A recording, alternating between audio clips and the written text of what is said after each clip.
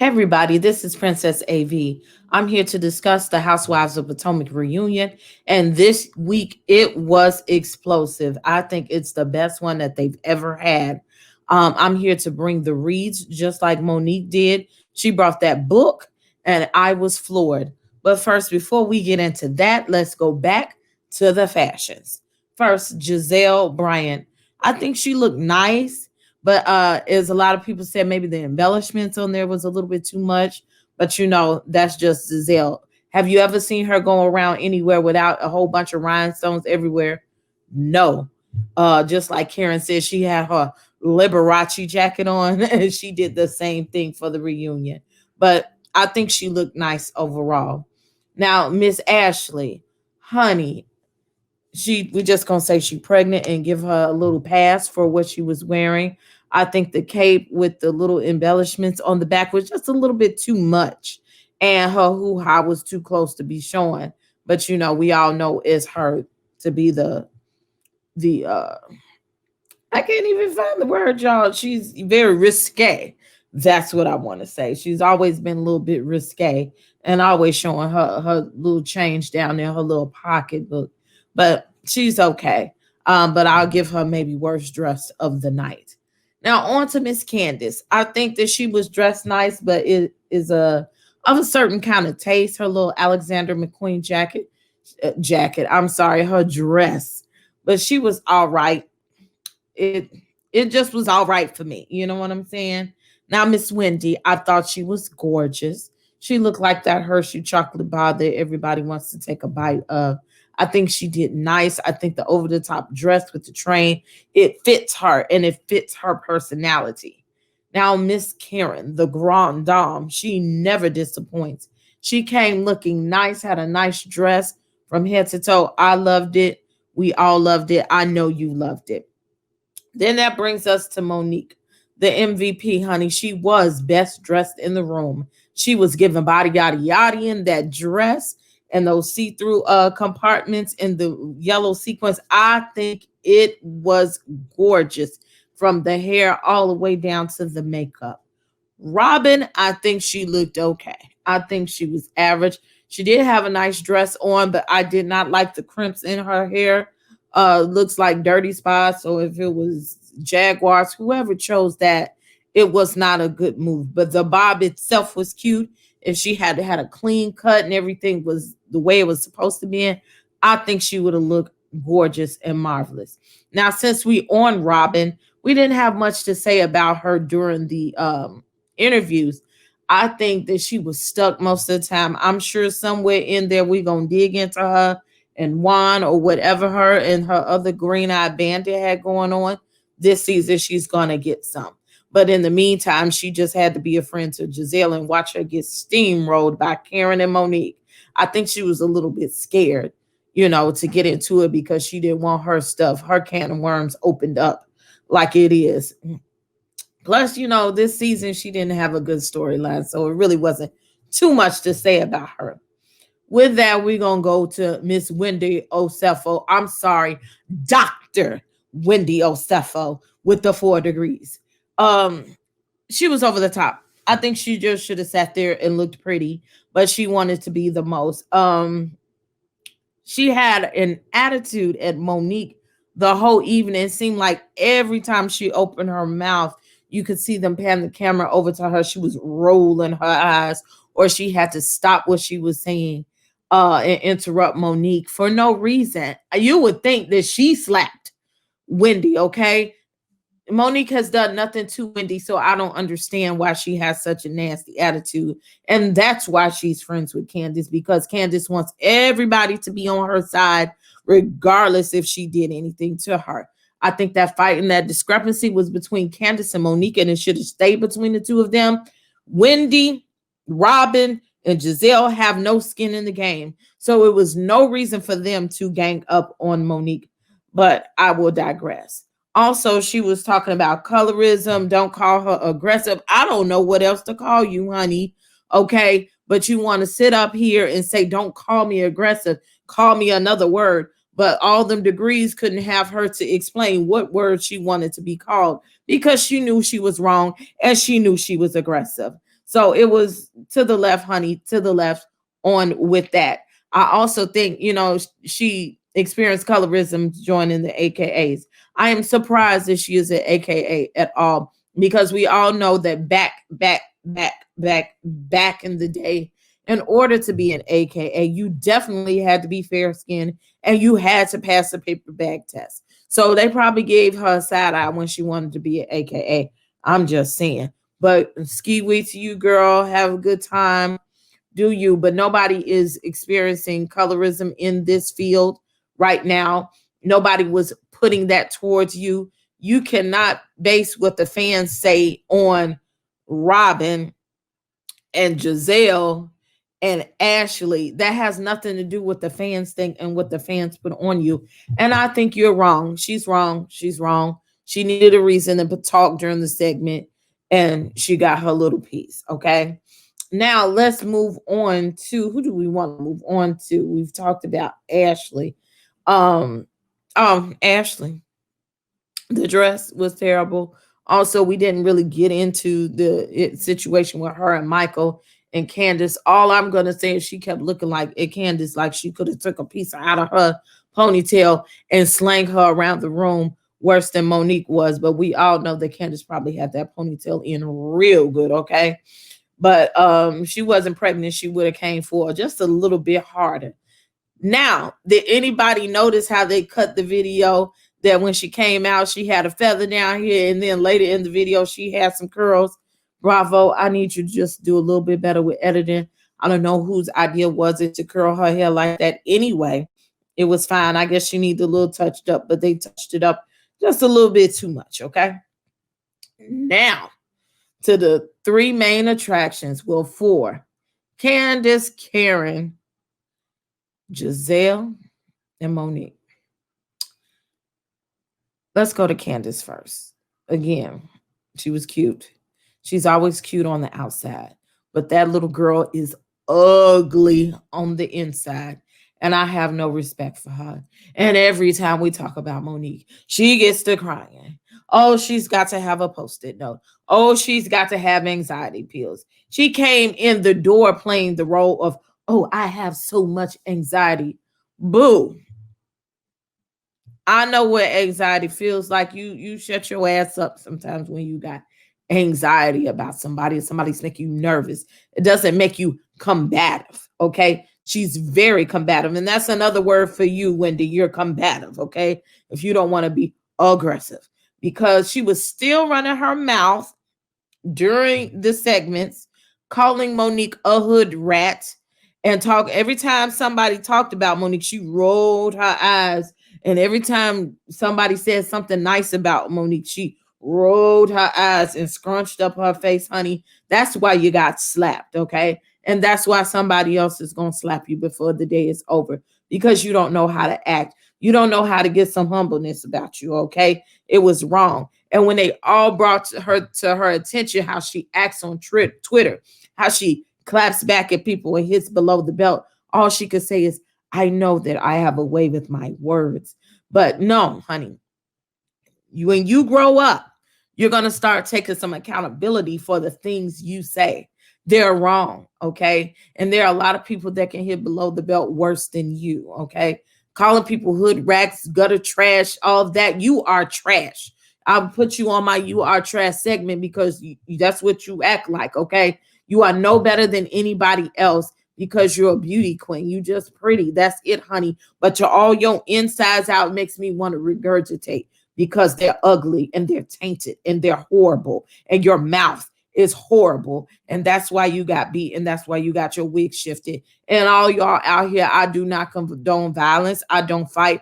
I am a wordsmith as well. But at some point, you need to know when to shut up. At some point, you need to know when to stop egging people on and making them violent because words are weapons and you should use them in a positive way. Even the word says you could cut somebody with your mouth, your tongue, you could heal people. And that's what you do, Candace. And you're wrong. And I also feel that she's very self-righteous and low key. I think she bipolar because she sits around here and acts like that. And then in 5 minutes later, she gets a crying because, oh, you hurt my feelings. Girl, Bye. Okay. Bye. Felicia, get on a plane and go to Dubai. That's how far gone you are. Okay. I'm done with that. Now, Karen comes in behind that, Monique, and getting to Giselle, and she got all into Giselle, all the way from her fashions to her man.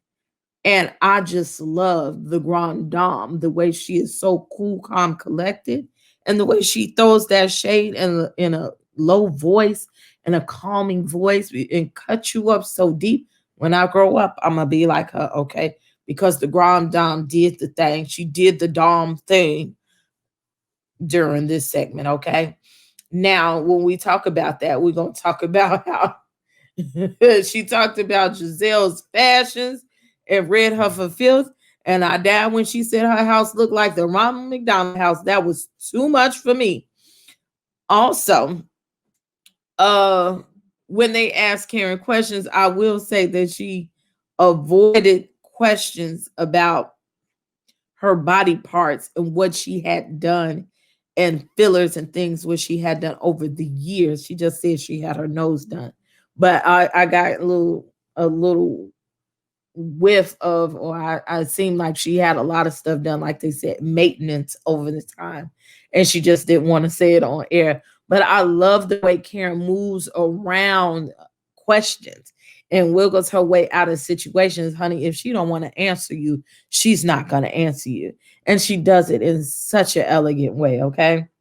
Now, Karen not only gives it to Giselle about her house and her fashions and told her she was entertaining her during the pandemic, Karen asked Giselle about her baby daddy and was he having another baby by another woman. Giselle's face, she just looked so stressed out. And we did get tweets and word that ahead of time that they raked the coals over her. But it was no way for us to know until we saw it, the way they giving it to her. And it's only the first episode. And just imagine how much they have cut out that we have not seen, honey. Man, every time you ask Giselle about Jamal and his children, she finds a way not to answer it. She did not answer about that baby, okay? And Karen said, if he has a baby, it's going to be on your watch. And all I could think about was the Yanla one that, not on my watch. But she said he had a baby on your watch. And he got a girlfriend on your watch. And Giselle just looked stunned. She was dodging it, dodging it, dodging it, dodging it. She dodged the question about every you, talking about the Rona. I guess that man is having a baby because it's the Rona. Oh, she just dodged everything with the Rona, and she was doing good until that daggone Monique. And I am gonna say that Monique for last. No, I'm gonna say it now because it still involves Pastor Jamal, and I'm going to read him down too. Till Monique came in and she said, "You've been coming for my family. I'm going to come for yours." And I had no idea. You could not imagine that she was going to come with those type of receipts out of her receipt book. You know, everybody knows Pastor Holy Whore is all over the nation, all over Atlanta.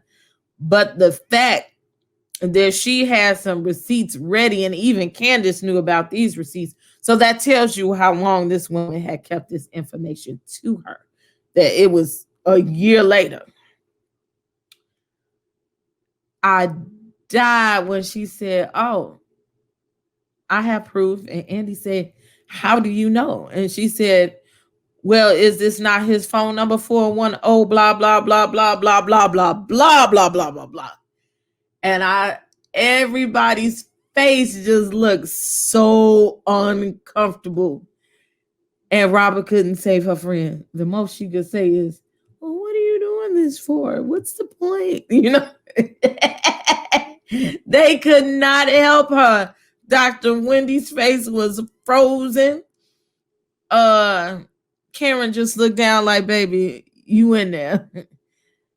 I can't help it. And Ashley just looked just a little bit amused, but like, damn. Everybody's face was like, damn. Giselle's face looked like, damn, I could beat his ass. I know she was so embarrassed. And if this relationship is phony, like they saying it is, I know she's embarrassed. And you know, if you have a cheat man that you tell him, make sure that you don't embarrass me in front of other people, or you don't have your lady out there in front of other people. And now all your business is out there in front of other people. I know she got on the phone, the man in her phone. As Karen says, the man that lives in a phone. I know she got on the phone with him afterwards and like, how dare you? And you got this woman out here in our business out in the street and you messing up my check. Because, honey, that was her whole storyline. And I feel sorry for her. I do, but I don't. Because of all people she could have got together with. I understand that's her baby daddy, her ex-husband, but we know he's been horned for years. I don't like him. I've never liked him. You can't preach to me nothing. I would not listen to a word he said if he was standing in my living room because he's been whorish in many different ways for years. I remember him trying to get Omarosa a man, okay? He's always, oh, we having technical difficulties, honey, but that's okay. Um, he's always been a whore to me because he always vying for TV time. He loves television. He loves to be in the limelight. He always is somewhere where it doesn't look favorable for a pastor. So he's been a whore. He's a television whore, an attention whore, and again, he's a whore. Okay, Pastor Holy Whore, as they call him, and I love it. She said that man's girlfriend sent them pictures, sent all that information. Poor Giselle. I just, if you're gonna do that, make sure that your stories and your presentation is airtight. Okay. You know he's a whore. He's the pastor of New Birth. I think it fits because that was Eddie Long's church, and he was out there whoring and doing little boys, and they had to put him out the church. So that whoremonger spirit is in the church. They traded in one hole for another hole. Okay, and he's out there whoring. At least he ain't whoring with little boys. Now he's whoring with the ladies in the church, and they all sitting on the front row. Okay, I just don't care for him. Man, God don't like you, and neither do I. Okay, he's just a mess. He's phony. And like I said, like Karen said, he's the man in the phone. I don't believe that they're really getting together. Anytime your kids don't like you, don't nobody like you, okay, then it's a problem. Usually kids want to see their mommy and daddy get back together. But they know he ain't sugar honey iced tea, okay? He's out there getting them checks and he's spending them checks, the church checks allegedly on these women. And it's a mess. Giselle, you could do better. I think that you can exemplify being a first lady better. She does not have any compassion for other people as she should when she's standing and say, "I'm the first lady." Where's your churchiness about you? Where's your religion? Where's your spiritual connection? If anybody should have been connecting to Monique, it should have been Giselle if she was the real first lady and the most anointed one walking and talking. Okay. She should have done better about this situation. But because she has not been a good steward and she's been acting crazy, now you got this girl coming for you and she's coming for you hard. And guess what? She brought you the word on the street. All the word. Okay. And I'm here for it. I'm here for it. I'm just here for it. Baby, you've been asking for it for a long time. So here it goes. Um, with that, I cannot wait until next week to see what's gonna happen. Outside of Candace sitting at there crying every 5 minutes, I'm over that crying. I think it's phony. It's a mess. But I want to see the real drama. I want to see more receipts out this receipt book. I might sit there and get me a gown and sit on the couch to watch with him. So y'all tell me what y'all like about the reunion in the comment box if you agree, disagree about what's going on. Also, please like and subscribe this video. I need some views and some supporters. Give me your feedback about my video. I love all y'all. Again, welcome to the House of the Princess. Lights are going off.